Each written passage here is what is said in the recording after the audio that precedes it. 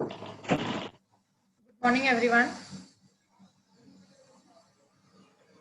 In the last lecture we have studied about as seen earlier that taxable event is. What do you mean by taxable event?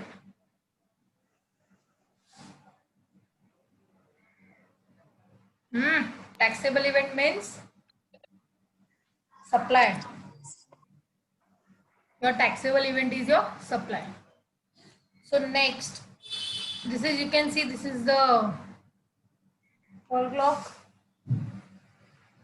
So यहाँ पे हम लोग time of supply पढ़ रहे हैं कि हम लोग ने एक बार अगर मेरा टैक्सेबल इवेंट पता चला मुझे कि अगर मेरा टैक्सेबल इवेंट सप्लाई है, लेकिन मैं कौन से टाइम पे टैक्स पे करूँ. सप्लाई पता चला मुझे कि अगर सप्लाई हुआ तो टैक्स पे करना है, लेकिन कौन से टाइम पे, at which point of time liability to pay GST. Okay, so the liability to pay GST arise at the point of time of supply. जो टाइम पे आपने सप्लाई किया वो टाइम पे आपको जीएसटी पे करना पड़ेगा. So this is time of. So this provision is made for. See, this provision is made. Hello. See, ये जो प्रोविजन ये लोग ने बनाया है ना, वो क्यों बनाया है कि अगर जिससे अगर टाइम पता चला अगर मुझे, तो गवर्नमेंट को भी आइडिया आ जाएगा कि वो लोग को जीएसटी कब मिलने वाला है. अगर इंट्रा स्टेट रहेगा तो सीजीएसटी एसजीएसटी मिलेगा, इंटर स्टेट रहा तो आईजीएसटी मिलेगा, लेकिन कभी मिलेगा वो लोग को भी आइडिया आ जाएगा. इसके लिए लोग ने प्रोविजन बनाया टाइम ऑफ सप्लाई का. So we have to study time of supply under GST. यहाँ पे लोग ने, गवर्नमेंट ने टाइम फिक्स किया हुआ है कि अगर ये सप्लाई यहाँ पे हुआ तो आपको इधर टैक्स पे करना पड़ेगा, इतना टैक्स पे करना पड़ेगा, एंड ऑल ये टाइम बताया.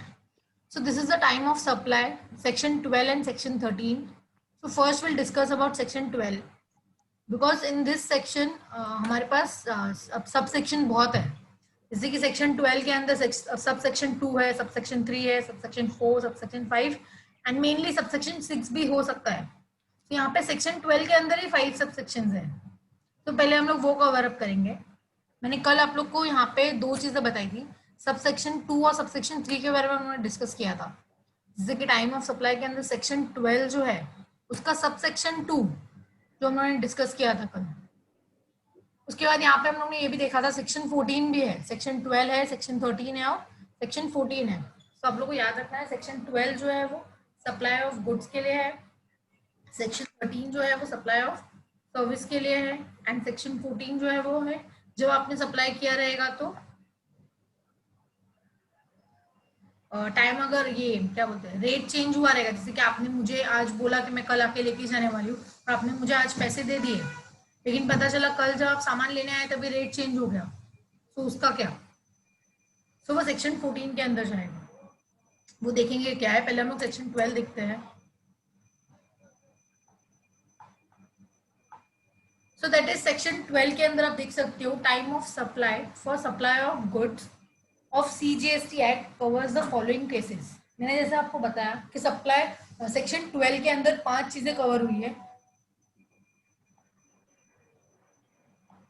जैसे कि फर्स्ट जो है आपको देखना है दैट इज सेक्शन 12 के अंदर फॉरवर्ड नॉर्मल चार्ज. फॉरवर्ड बोलो या नॉर्मल चार्ज बोलो दोनों एक ही है. कि यहाँ पे सेकंड इज रिवर्स चार्ज, जिसको आरसीएम बोला गया, रिवर्स चार्ज मैकेनिज्म. क्लियर हुआ ये. तो हम लोग ने कल फॉरवर्ड चार्ज और नॉर्मल चार्ज हम लोग ने कल देखा था कि ये लोग का टाइम कभी है, ये लोग का टाइम ऑफ सप्लाई क्या रहेगा, और आरसीएम का भी टाइम ऑफ सप्लाई हमने कल देखा था. ये 3 चीजें जो हम लोग ने कल नहीं देखी थी, जो आपको आज नया सीखना है, वो आप देख सकते हो. That is supply of voucher. फिर उसके बाद है residual cases, and fifth one is addition to the value of supply for the delayed payment. See ये 5 सेक्शन जो है ना, ये सेक्शन 12 के अंदर आ रहा है. सेक्शन 12 क्या बोल रहा है, time of supply for supply of goods. ये पूरे गुड्स के लिए है, आप बोल सकते हो. यही सेम चीज time of supply for goods, supply of goods और सर्विसेज दोनों के लिए आप बोल सकते हो. ये दोनों चीजें सप्लाई सर्विस के लिए भी है, सप्लाई ऑफ गुड्स के लिए भी है, सब पॉइंट सब सेम है. तो आपको ये याद रखना है, ये कवर अप करना है आपको. क्लियर हुआ ये. सो हम लोग देखते हैं provision to time to make a supply. हाँ, यहाँ पे मैंने आपको कल बताया था ये प्रोविजन क्यों लाया गवर्नमेंट ने? क्योंकि गवर्नमेंट को जल्दी से जल्दी टैक्स मिलेगा, तो गवर्नमेंट को ज्यादा रेवेन्यू होगा, इसके लिए गवर्नमेंट ने रूल बनाया था। पर हम लोग ने देखा था कि अगर आप टाइम ऑफ सप्लाई अगर आपको जानना है, वो भी गुड्स का जानना है, वो भी नॉर्मल सिचुएशन में, जैसे कि आप नॉर्मल केस हो जहां पे supplier is liable to pay GST, वो सिचुएशन की अगर आप बात कर रहे हो तो मेरा टाइम ऑफ सप्लाई क्या होगा? समझा ये पॉइंट आप लोगों को?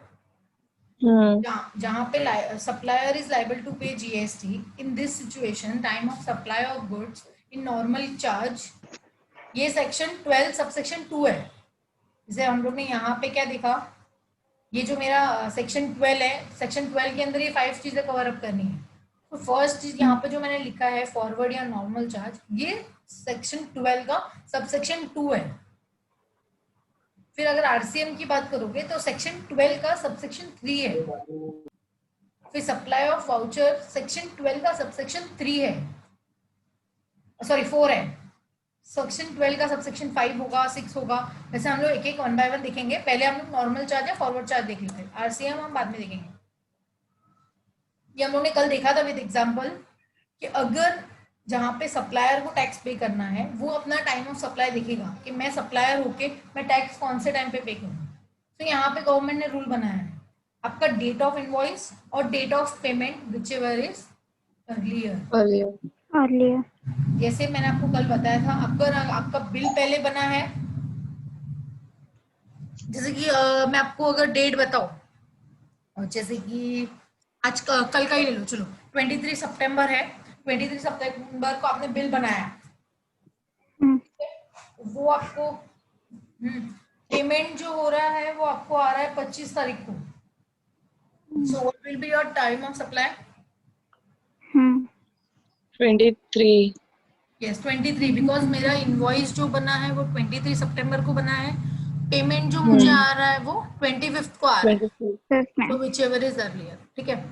और यहाँ पे अगर मैं बोलूँ कि मैंने इनवॉइस आज बनाया दैट इज 24 सितंबर को, and I have receive the payment on 22 September, bill जो बना है वो 24 को बना है, आपको पेमेंट जो आया है वो 22 तारीख को आया है, what will be your time of supply? 24.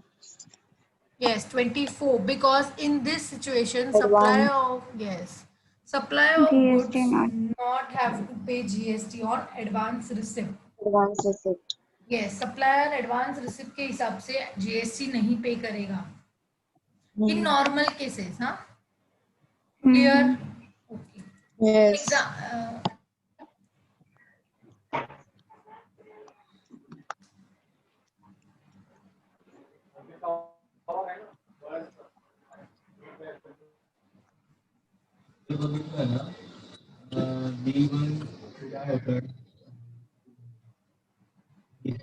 B109 to port changing होता है 456 million पास आए, correct? Similarly, the D-Max article is the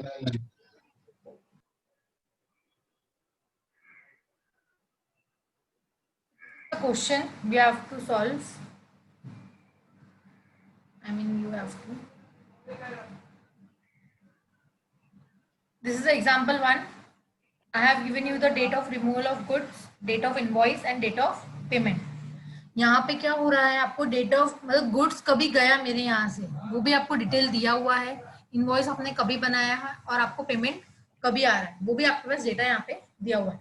आपको यहाँ पे time of supply find out करना है, ठीक है।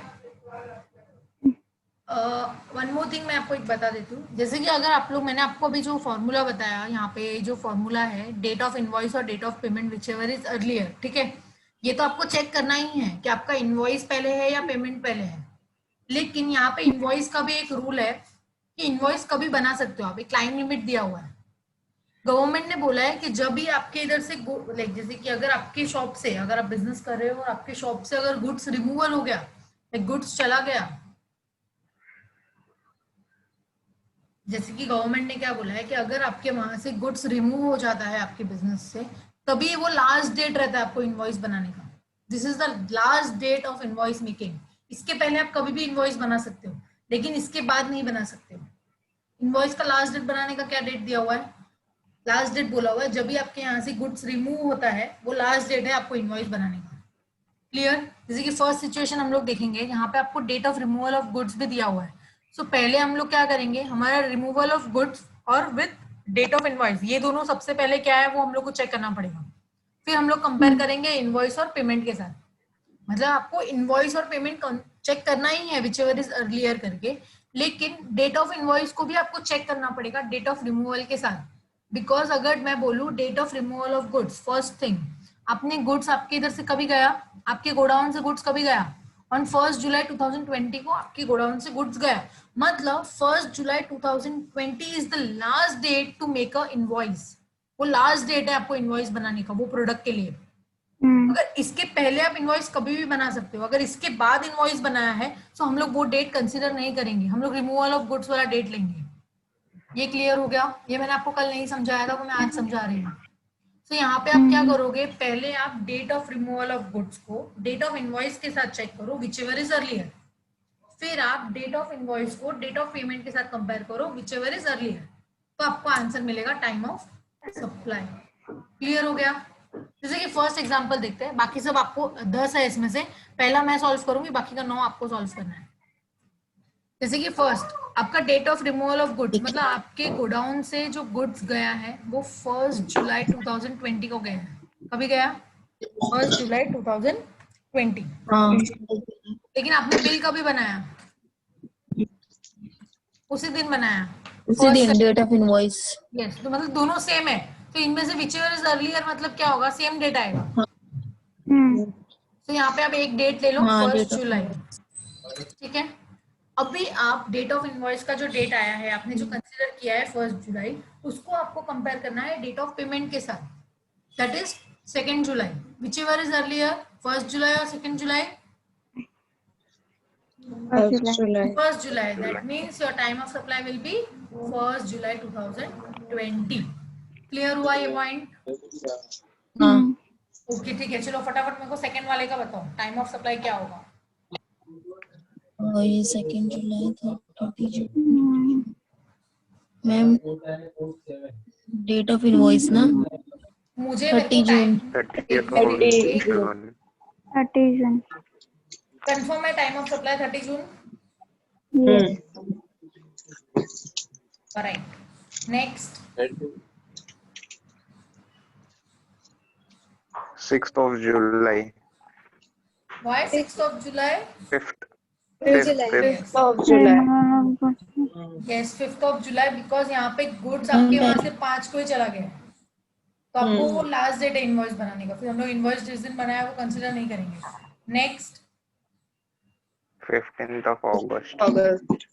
15th August। Yes 15th August। 15th of August. 15th August। 15th August। 21 of August. August 21। Confirm 21? इसका 23rd ही आएगा ना?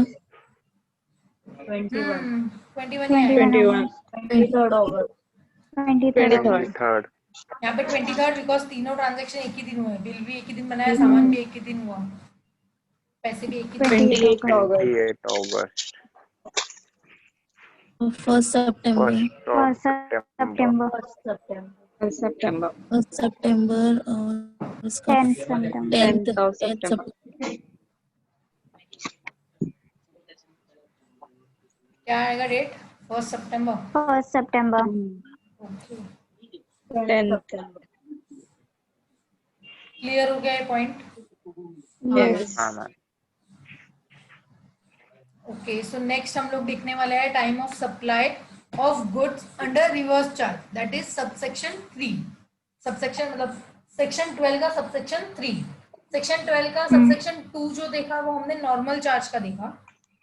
सेक्शन 12 का सबसेक्शन 3 जो है वो रिवर्स चार्ज का है। रिवर्स चार्ज का रूल क्या है? रिसिप्ट ऑफ गुड्स और date of invoice plus 30 days, date of invoice plus 30 earlier. Yes whichever is earlier. तो यहाँ पे रेसिपिएंट क्या करेगा? यहाँ पे रेसिपिएंट को टैक्स पे करना है, तो रेसिपिएंट सोचेगा कि मुझे गुड्स कभी आया और सप्लायर ने जिस दिन डेट बनाया रहेगा उसका 30 days उसमें ऐड करूँ, मैं 30 डेज बोल रही हूँ, 1 मंथ नहीं बोल रही हूँ, बिकॉज इन द यार मतलब अल्टरनेट में देखोगे तो आप 30 डेज भी होते हैं, 31 डेज भी होते हैं। सो एक महीना पूरा मत कंसिडर करो, आपको डेज ही काउंट करने पड़ेंगे। क्लियर हुआ ये? अगर फॉर एग्जांपल से मैं आपको बोलूँ कि मुझे गुड्स रिसीव हो रहा है ऑन, वॉइस ब्रेक हो रहा था। ओके अभी आ रहा है आवाज? मैम जरा फिर से बोलना, ब्रेक हो रहा था बीच में। मैंने सिर्फ रूल ही बोला ये तो। मैंने बोला कि अगर रिसिपिएंट को टैक्स पे करना है, because in this situation recipient is liable to pay tax, तो यहाँ पे क्या होगा, रिसिपिएंट चेक करेगा कि रिसिपिएंट को गुड्स कौन सी डेट को आया, और फिर सप्लायर ने जो डेट बनाया होगा, इनवॉइस जो बनाया होगा, उसमें आपको 30 डेज ऐड करना है। उसमें से जो भी डेट हायर होगा वो आप ले सकते हो। Okay, supplier of goods in RCM have to pay GST on advance receipt. In the earlier section 12 subsection 2 में मैंने आपको ये पॉइंट बताया था कि वहां पे आपको एडवांस रिसिप्ट पे टैक्स नहीं पे करना था, बिकॉज वहां पे supplier is liable to pay GST. But in this situation in reverse charge कौन लाइबल है? Recipient is liable to pay GST, तो एडवांस पे भी टैक्स लगेगा। तो आपको हमेशा कुछ डेट रहेगा तो आपको चेक करना पड़ेगा कि गुड्स कभी आया, आपका इनवॉइस का डेट क्या है, उसमें आप 30 डेज एड ऑन कर लो, विचेवर इज हायर जो भी रहेगा वो। क्लियर हो गया ये? चलो चेक करते हैं एग्जांपल 1, ये आरसीएम का एग्जांपल है। This is the question. पहले आप क्या करोगे पता है, आपके पास दो अपने पास रूल क्या है, मुझे रिसिप्ट ऑफ गुड्स कभी आया, मतलब गुड्स रिसिप्ट का क्या डेट है वो आपको चेक करना है, और इनवॉइस प्लस 30 डेज एक्स्ट्रा वो आपको चेक करना है, विचएवर इज अर्लियर के लिए। और यहाँ पे एडवांस रिसिप्ट भी अवेलेबल है, तो आपको एंड में पेमेंट का भी डेट चेक करना पड़ेगा। हो सकता है आपको बिल बनाने से पहले ही एडवांस आ गया हो, क्योंकि एडवांस में भी जीएसटी लग रहा है ना।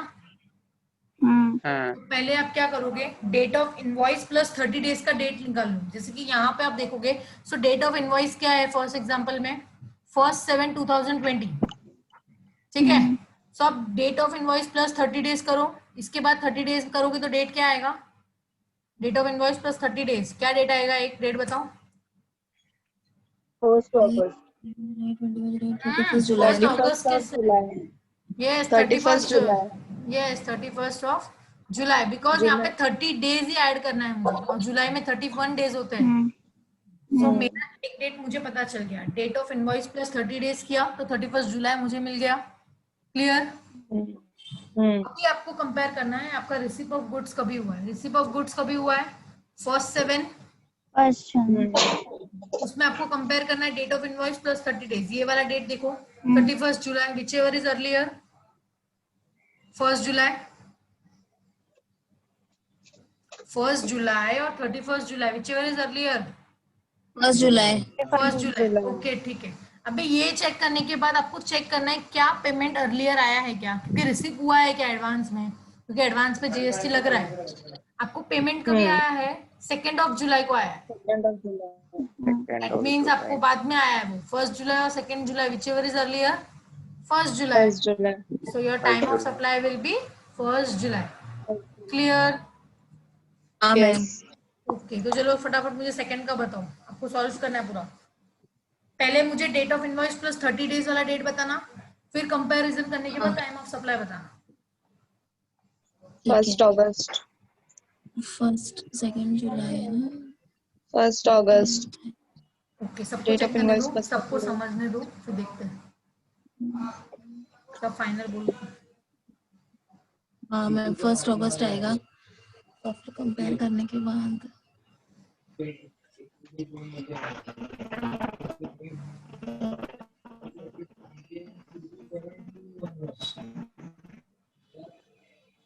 इन दिस सिचुएशन आपका डेट ऑफ इनवॉइस जो है वो 2 जुलाई को है, इसमें आपको 30 डेज ऐड करना है, दैट मीन्स 1 अगस्त। आप कंपेयर करो, टाइम ऑफ सप्लाई बताओ अभी मुझे। 30 जून, सब लोग बोलो, फिर देखते हैं। 30 जून, यस 30 जून। 30 जून, जून। यस। ओके, नेक्स्ट बताओ मुझे। 4th August. Okay,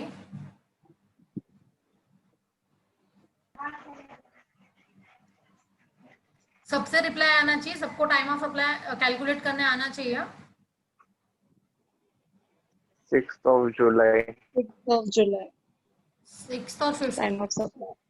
6th. 6th, okay. 6. Next 15th of September. 5th अगस्त आना चाहिए ना, DOI नहीं, प्लस 14th of September. आपने 15 क्यों बोला निधि? नहीं मैम, मैं वो वाला नहीं, मैं पहले वाला बता रही हूँ।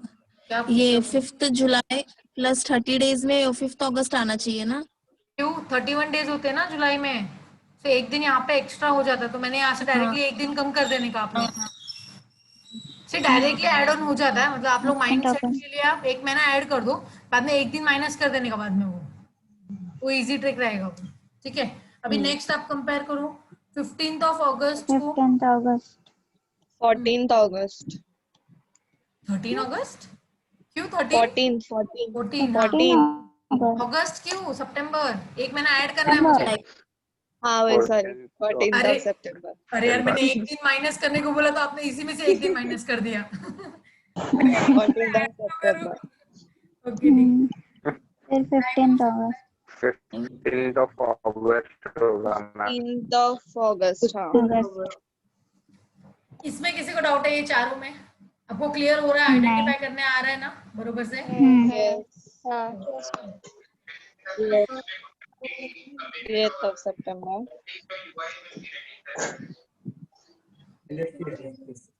15th of August. 15th August. Okay, next देखो 21 September. Okay 21 August. Yes 21 August 22nd of September. 22 September. 22 September he 23rd 23rd August. 23rd August. 23rd August.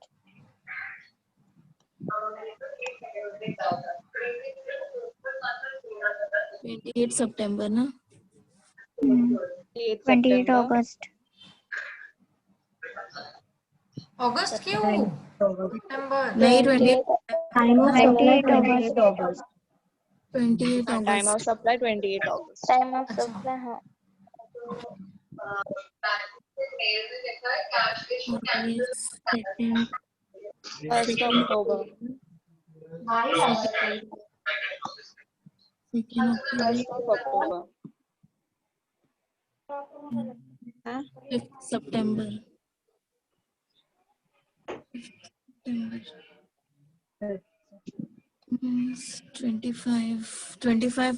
25 एक मिनट नहीं 15th अक्टूबर 14 October. 14th।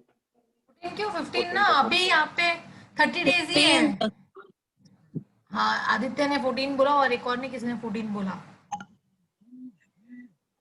अभी यहाँ पे 30 डेज है ना ये मंथ में, तो सेम ही आएगा। हाँ अरे हाँ और मैम 10 सितंबर ना 10 September. पूछो मत, बताओ। तो मैम वो सेकेंड लास्ट वाला फर्स्ट ऑफ सितंबर है ना, हाँ तो उसमें DOI प्लस 30 डेज में 1st अक्टूबर आएगा ना। हाँ यहाँ पे आपने 30th of September लिखा है।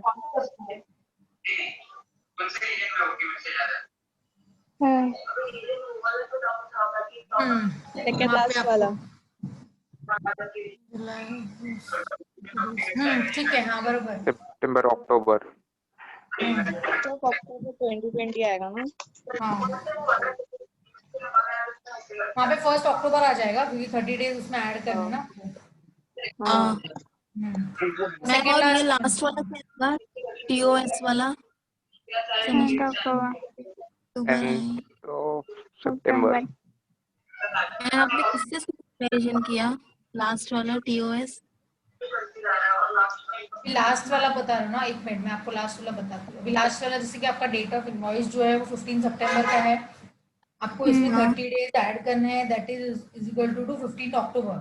ठीक है, अभी आप 15 अक्टूबर को चेक करोगे रिसीप ऑफ गुड्स के साथ, that is 10/9, so whichever is earlier. अच्छा 10/9 आया ना, हाँ 10 फिर हम लोग ओके। पेमेंट के साथ चेक करेंगे कि 10/9 को पेमेंट के साथ चेक करना है, 16/9 और 10/9 पेमेंट मुझे बाद में आया, दैट मीन्स मुझे आरसीएम में एडवांस नहीं हुआ है यहाँ पे, तो नॉर्मल सिचुएशन पे 10/9 को टैक्स पे करना है।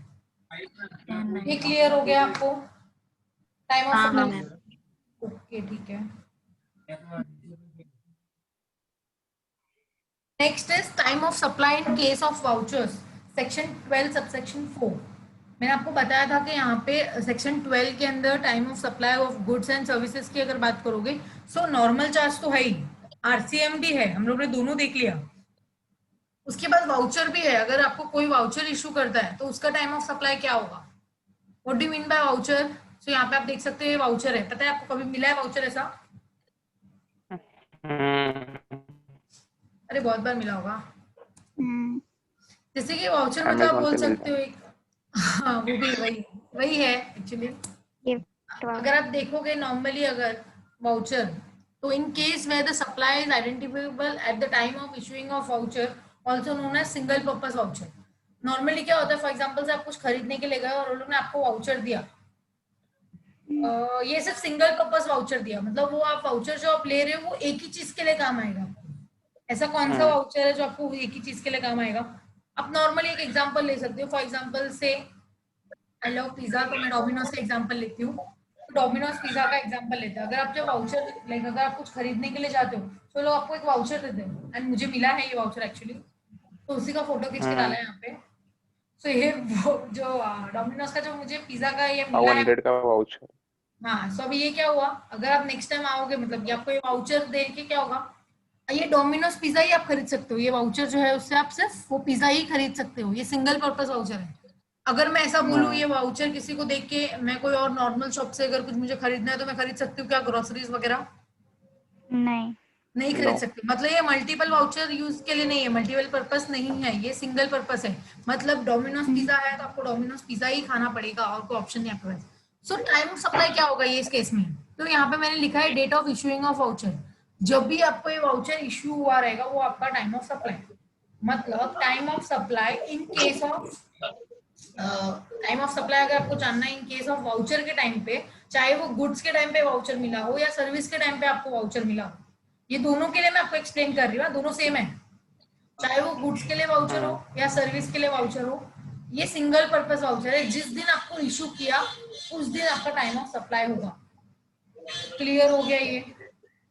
फिर नेक्स्ट जो आएगा वो अदर पर्पस, एक जनरल पर्पस वाउचर भी होता है। मतलब समटाइम्स अभी मुझे जैसे कि दिया बिग बाजार का गिफ्ट कूपन मिला, अभी ये बिग बाजार से मतलब मैं कुछ भी आइटम खरीद सकती हूँ, बिग बाजार तो मॉल है, उसमें मैं कुछ भी खरीद सकती हूँ, तो ये जनरल पर्पस वाउचर है, ये सिंगल पर्पस नहीं है। मतलब जैसे डोमिनोज की तरह नहीं था, इसमें आप कुछ भी सामान खरीद सकते हो, तो it can be use for multiple purpose, है तो वाउचर ही ना। तो यहाँ पे वाउचर का केस है, मतलब अगर आपको वाउचर सिंगल पर्पस के लिए मिला है तो डेट मतलब आपको वाउचर जिस दिन इशू किया रहेगा वो आपका टाइम ऑफ सप्लाई।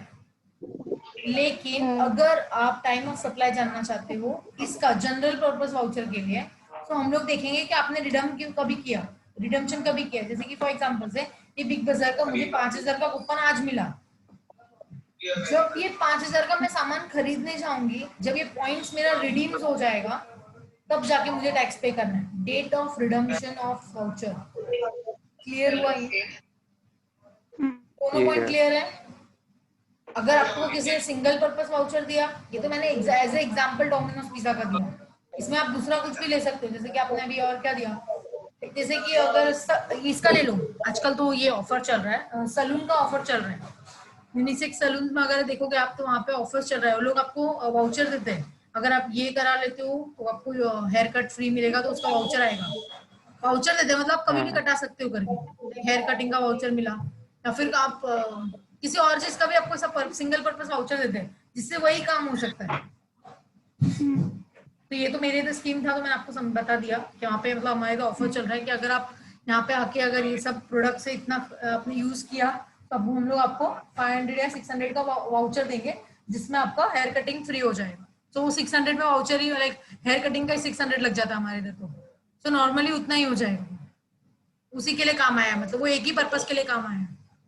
क्लियर हो गया ये? ओके। यस फिर यार नेक्स्ट ये जैसे कि मैंने जनरल पर्पस बताया, बिग बाजार का कूपन दिया। तो जिस दिन आप ये कूपन रिडम्पशन करोगे, जिस दिन आप सामान खरीदोगे, कूपन देके पैसे का ये कूपन देके आपने सामान खरीदा, तो उस दिन आपका रिडम्पशन ऑफ वाउचर हो जाएगा, उस दिन आपका टाइम ऑफ सप्लाई रहेगा।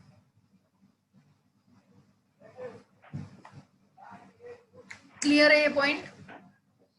Time of supply in case of voucher but goods and services both के लिए ही है। जहां पे मैंने सेक्शन 12 सबसेक्शन 4 लिखा है ना, अगर ये गुड्स के लिए था, सर्विस की अगर बात देखोगे तो सेक्शन 13 सबसेक्शन 4 है। मतलब जहां पे सेक्शन 12 है वहां पे सेक्शन 13 आ जाएगा, लेकिन सबसेक्शन 4 तो यही रहने वाला है। क्लियर हो गया?